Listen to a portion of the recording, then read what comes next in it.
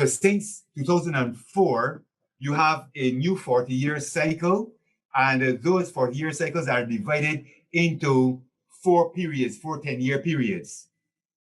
We are now in the second, what we call the second watch of that 40-year period, which is called a generation.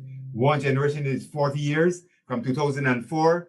The first watch brought us to 2014. Interestingly enough, we entered into the second watch, which is the second 10-year period from 2014, which will end in 2024. Second watch, which is called the Midnight Watch. Adapt 2030 Mini Ice Age Conversations covers changes in our climate due to a new and intensifying grand solar minimum. In the media, overlooking, downplaying, or burying cold weather changes occurring on our planet. This is in order to keep the global warming agenda steaming full speed ahead. I do this podcast and radio program because we need to begin conversations on how to adapt our food growing strategies long before 2030 as agricultural zones shift, affecting global crop output, but very few mainstream media outlets are talking about the most important issue of our time, cold weather crop losses. Our sun is going through a 400-year cycle, which has effects on our weather patterns as our magnetosphere weakens and the jet streams go out of flow. It's not CO2, it's not you, it's the sun. Are you ready to thrive in the grand solar minimum? Then join me for Mini Ice Age Conversations. I'm your host, David Dubine, creator of the Adapt 2030 Mini Ice Age 2015 to 2035 video series.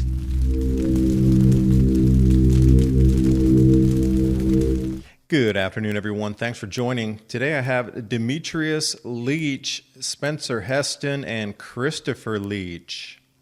And in this first segment here, Demetrius and I talk about intertwining 3,500 year, 2,000, 70-year, 40-year, and 10-year interlooping cycles, along with Jubilee and biblical prophecy timelines into these massive earth changes that we're starting to see right now.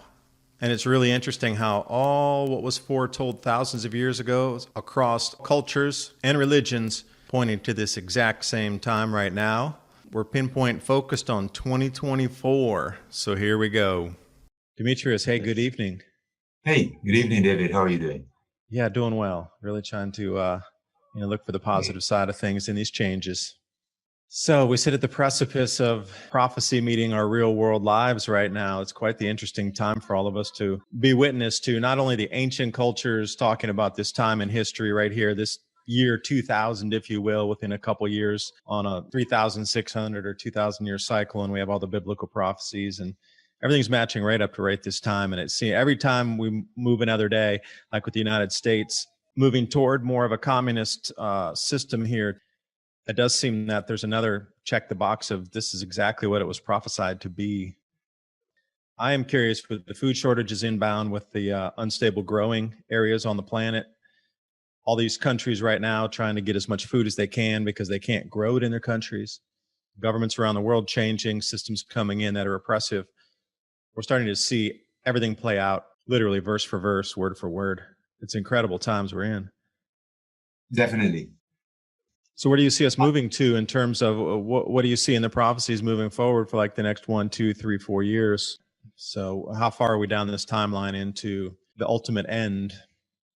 Well, it's interesting that you just said the ultimate end, and ultimate means that it is the final, and that also can suggest that there are different ends to come. My thought here is I see Adapt 2030. And this Adapt 2030 is based upon the United Nations Sustainable Development Plan, right? The agenda. It's not. I started this channel before they came into their 2030 plan because we have to adapt our food growing strategies before 2030 because the way we grow food now and where we grow food presently, as the jet streams shift, we're not going to be able to continue to grow food in the same areas. So long before 2030, we will have had to shift the way we do it and where we grow it, new seed species, etc. They were still on Agenda 21 when I started my channel like 8 years ago. So the 2030 is a new thing, and you're the second or third person who said the same thing. Hey, are you on that United Nations Agenda 2030?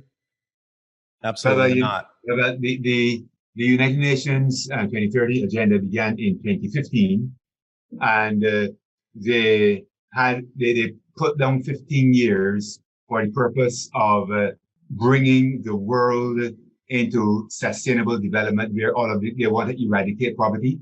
They want to bring in, as it were, a world utopia where there is a one world religion, where they have come to a place that they can say peace and safety. So their sights are on 2030, and they're very advanced in their program right now. And they're shaping up what we are seeing in the world today with even what is happening with our former President Trump and what is going on in the present administration. I can assure you that they are positioning themselves to reach their goal. They are, as it were, fast forwarding because they don't want to drag behind. We are right now in 2021, and it is just a mere 9 years for them to reach their particular agenda. And a number of things are involved in this agenda, which would include the environment and the eradication of poverty, also bringing in a one world religion, covering all sectors of human society and human beings. They're looking at the political area where you have a one world government, and one world government does not necessarily mean, and I'm sure that you would know this, that all of the world really are under one individual.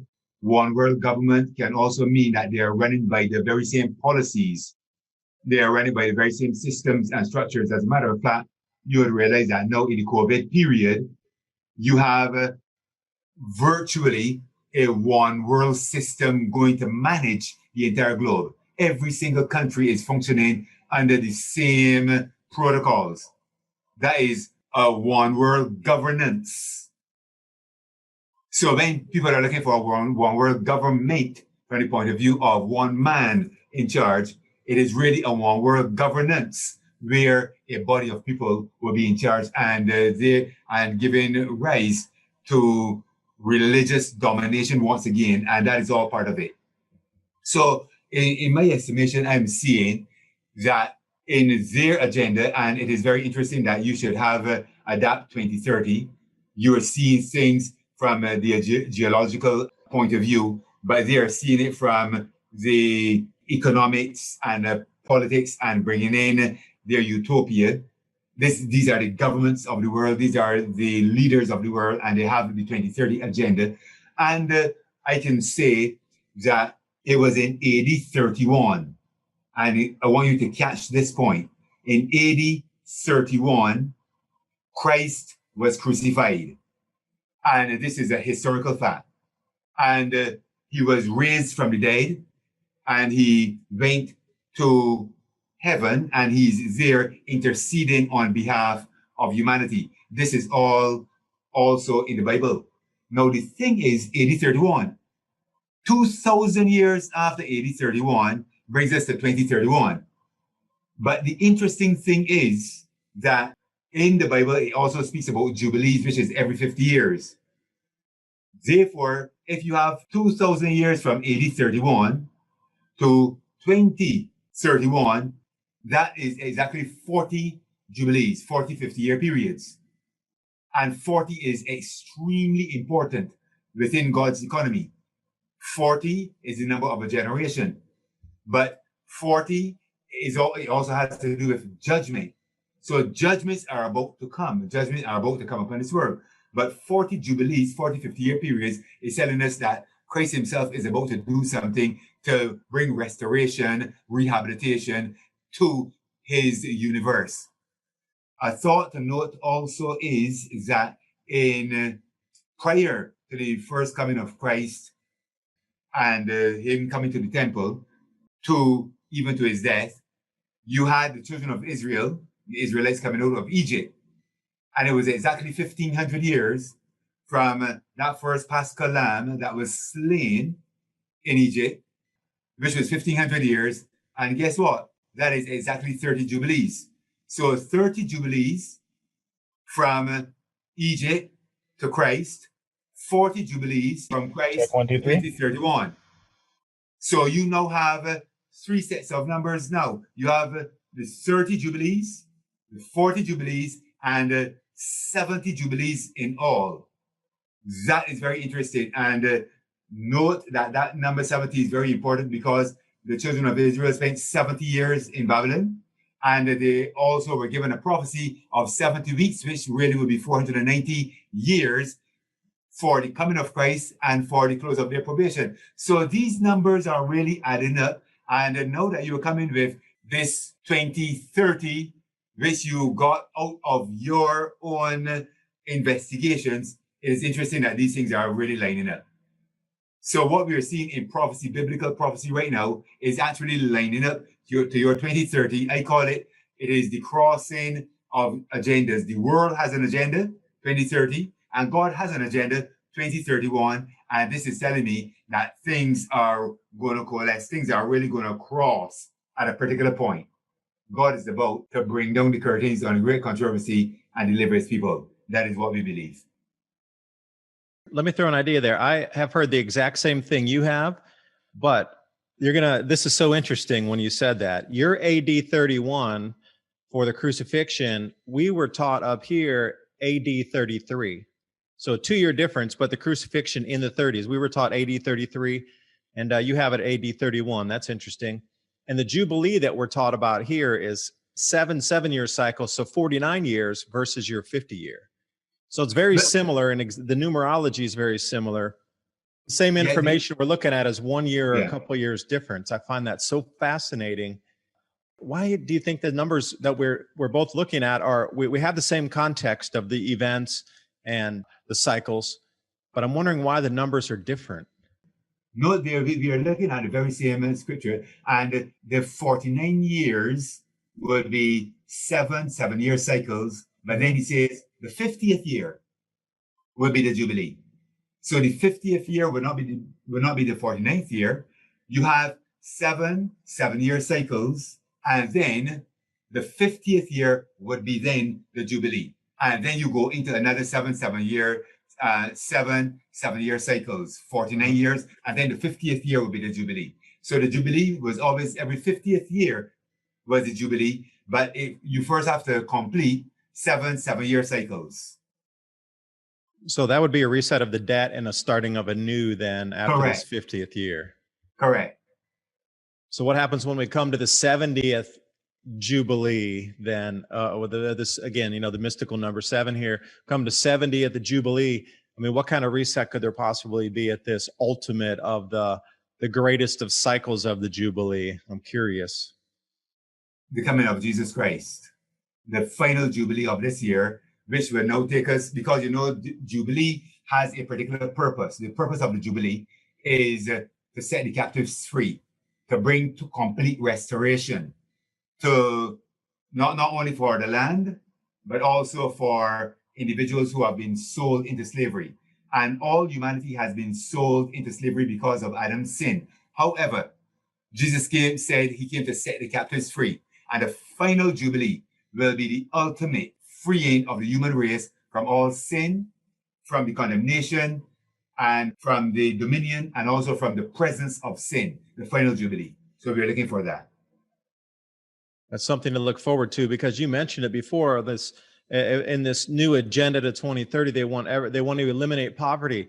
Well, that's real easy if everybody's poor, because there would be no poverty if everybody's impoverished. Everybody would be equal at that point. And the way central banking seems to be dominating the sphere of influence and, causing so much hardship to humanity through the wars and, the inequality and the destruction of the planet and the overusage and control of natural resources, I would be very happy to get away from this model and move into something more on the side of light myself.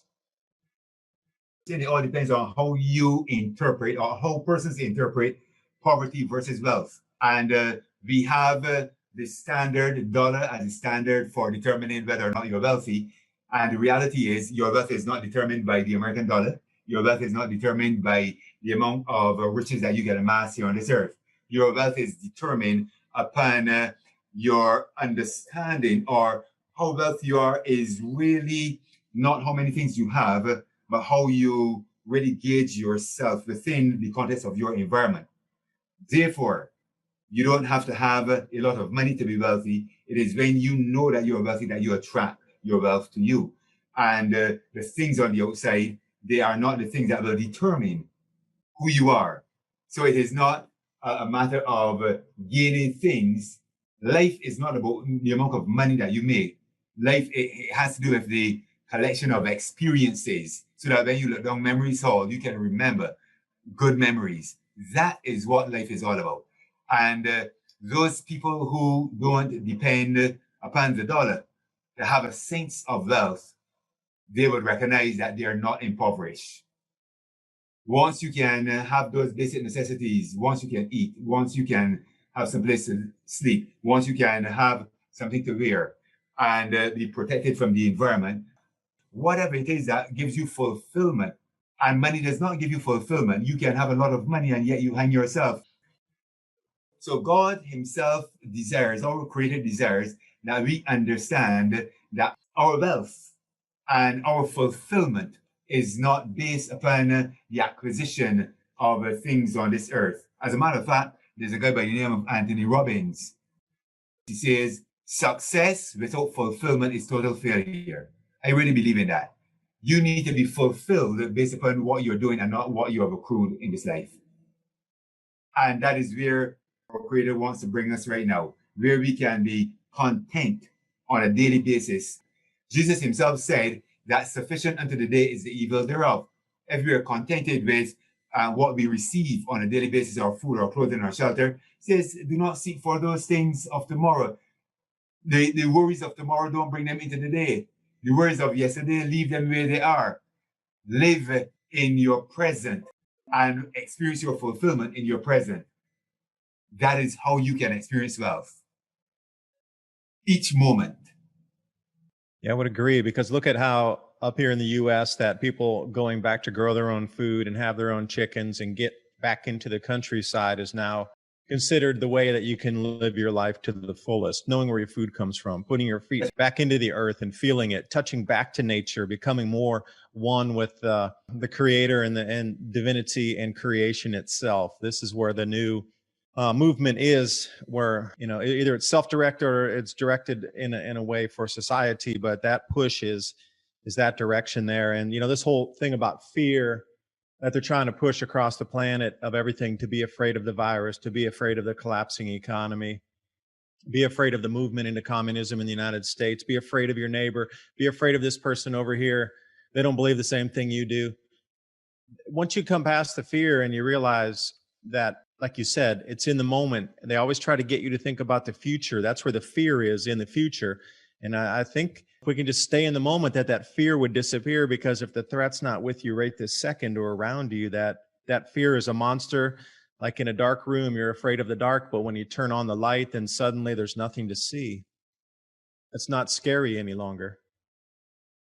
Right. And that thought that you mentioned is so critically important for us to embrace, because if you are in a boat and you're in the storm, and you have confidence that your vessel, that your boat can withstand the storm, that confidence in your vessel will eliminate fear from you. So it is what we place our confidence in that will determine to a very great extent whether or not we live in fear. So if we place our confidence in the government, if we place our confidence in our parents or in our spouse, if we place our confidence in even the earth to produce for us, eventually we are going to live in fear, because none of those things that were mentioned can really be sustainable. And when they are taken away, fear would be left, and we're going to live in fear. And the Bible does say that men's heart will fail them for fear because of the things that they see that are coming upon the earth. So eventually we will come to understand that not even the earth itself can sustain us. And if we don't have something even greater in our estimation than the earth itself, we also are going to suffer with fear and anxiety. And we are told that Christ came for the purpose of delivering us from fear. He's delivering us from that fear of death by setting our sights on something that is even greater, and that is an eternal reality. That if our hope is only within the context of the things that we have here on earth, we are of all men most miserable. Therefore, we need something greater even than the earth, even than what this earth can do, even than what people can do for us this side of eternity. As a matter of fact, would come to realize that what the government is doing, they have relief packages where they are giving people money so that they would be able, some invisible enemy there, that they can become your big brother, that they would be able to look after you and you have your confidence in them. The reality is, having confidence in them, you're going to end up living in fear. Having confidence in the earth, you're going to end up living in fear. Our confidence must be exclusively in God alone, who can maintain us. Though I walk through the valley of the shadow of death, I will fear no evil, for thou art with me. So if you are in the middle of the city and you have God, you don't have to fear. If you are in the middle of the desert and you have God, you don't have to fear. He says, if you take the wings of the morning and dwell in the nether parts of the earth, if you make up your bed in hell, you don't have to fear, because I am there. I am the one that is with you.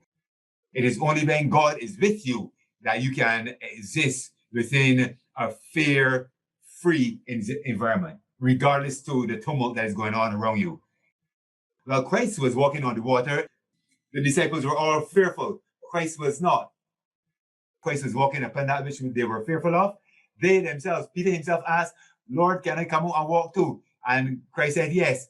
As long as he kept his eyes on Christ, nothing could have put him down. But he shifted his attention from Christ and he began to sink. If our minds are shifted from the Creator, the only one that can sustain us, and to the earth or to anything else or anyone else for our security, we are actually going to begin to sink. You know, you mentioned earth changes there, and, you know, marching down the timeline that I have, the four gas giants are lining up in the solar system to make a perfect square coming up in 2024. Now, when this happens, there'll be a second slight magnetic field in our solar system in addition to the one that's generated by the sun. So as the Earth passes through this magnetic field, we're going to have an enormous amount of earth changes so far above anything that you have seen in the last 2,000 years at least. Mud volcanoes, landslides, sinkholes opening up. Talking about here, people who are going to be frightened on what they see coming through the skies. They'll have heart attacks when they see these things that are unfolding in front of them in terms of earth changes. So there's about 3 years left before this comes into at least the first wave. After that passes, we have one more wave through 2028. And then we come back on the backside here in 2030, and things start to dissipate out through 2032, 2035, and it should be back to sort of normal like it is today. We're going to go rolling through two of these waves, magnetic shifts on our planet here. And what are you seeing in the timelines for these earth changes coming up? These things are going to be vast. It's really going to make a dent into food production globally. And if people can't eat, they're going to become very uncontrollable. And my take on it of what's happening in the U.S. right now, you're right, it's a global plan under one world governance, one system. Governments are going to get so much more draconian in terms of locking down the citizens and making them do this or forcing them to do that.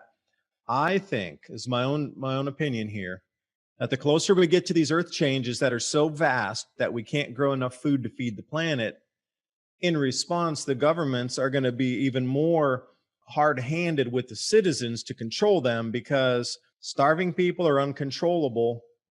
So if you can control every resource before the problem, you can have the citizens obey, know what they need to do to get access to the resources. And if you step out of line, you're either crushed or there's no resources for you.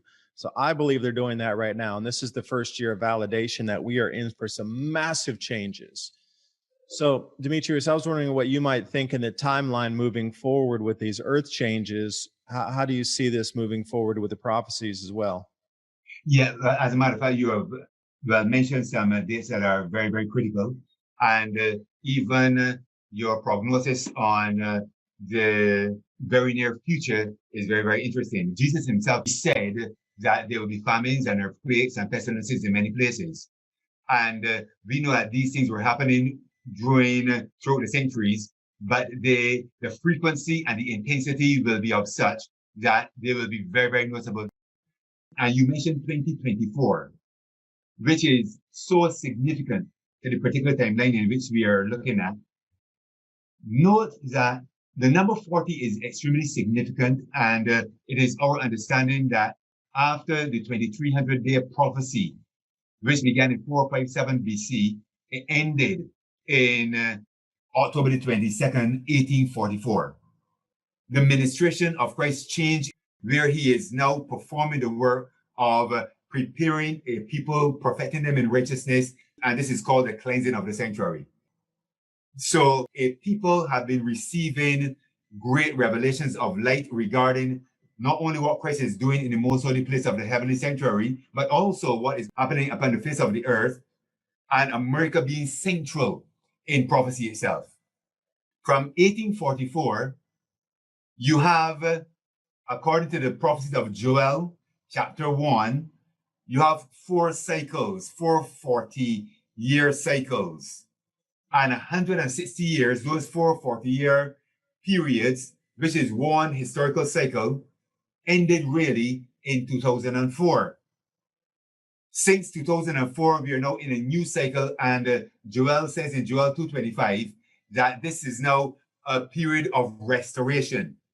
So since 2004, you have a new 40-year cycle, and those 40-year cycles are divided into 4 periods, 4 10-year periods. We are now in the second, what we call the second watch of that 40-year period, which is called a generation. One generation is 40 years. From 2004, the first watch brought us to 2014. Interestingly enough, we entered into the second watch, which is the second 10-year period from 2014, which will end in 2024. Second watch, which is called the midnight watch. And these watches, we should know them. You have the evening watch, the midnight watch, the cock-crowing watch, and the morning watch. And they were also accepted by the Romans, who would have watches on the walls during the course of the night. Jesus himself said in Matthew chapter 25, when there was midnight, there was a cry heard, behold, the bridegroom cometh. So we are looking for what is called the midnight watch, the midnight cry in this midnight watch to occur, which will take us into the cock-crowing watch, which is bringing us into the morning. Interestingly enough, from 2024, 10 years will take us to 2034. But short of 2034, you have 2031, where the 2000 years since Christ entered the most heavenly sanctuary to begin his ministration will end 3 years short of it. So you have within the third watch, the 40th Jubilee